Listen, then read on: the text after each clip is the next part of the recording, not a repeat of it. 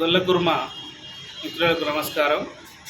మిత్రులారా, ఈ నెల 19వ తేదీన గొల్లకుర్మ మిత్రులందరికీ కూడా కాంగ్రెస్ ప్రభుత్వం ఎన్నికల ముందు హామీ ఇచ్చి 2 లక్షల రూపాయలతో నగదు బదిలీ చేస్తామనే హామీని ఇచ్చింది.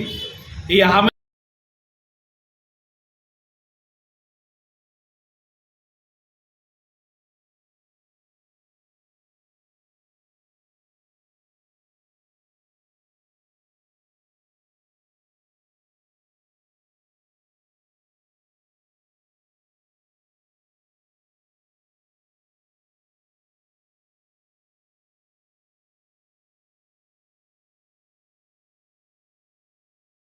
అని అనేక హామీలు ఇవ్వడం జరిగింది.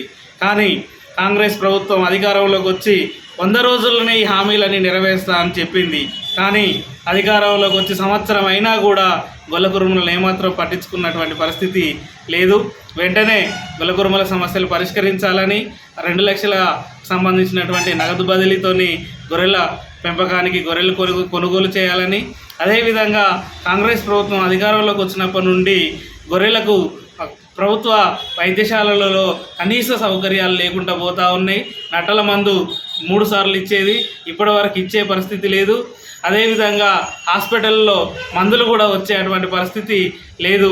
కాబట్టి హాస్పిటళ్లకు గొర్రెల పెంపకందారులు పోయిన సందర్భంలో మా దగ్గరికి ప్రభుత్వంలో నుండి ఎలాంటి మందులు వస్తలేవని డాక్టర్లే తేల్చి చెప్పినటువంటి పరిస్థితి ఉంది.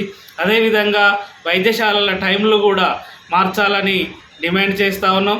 ఉదయం 7 గంటల నుంచి 4 గంటల వరకు 2 గంటల వరకు నిర్వహిస్తే గొర్రెల పెంపకందారులకు అనుగుణంగా ఉంటుందని, అదేవిధంగా రాష్ట్ర కేంద్రంలో దొడ్డి కొమరయ్య విగ్రహాన్ని ట్యాంక్ బండ్ పైన ఏర్పాటు చేయాలని, ఇలాంటి అనేక డిమాండ్లతో రేపు 19వ తారీఖు రోజు గొల్లకుర్మలు అందరూ కలిసి వేలాది మందితోని ఇందిరా పార్క్ ముందు ధర్నా నిర్వహిస్తున్నాం. ఈ ధర్నా కార్యక్రమానికి మహబూబాబాద్ జిల్లా నుండి కూడా అధిక సంఖ్యలో పాల్గొనాలని ఈ సందర్భంగా కోరుతా ఉన్నాం.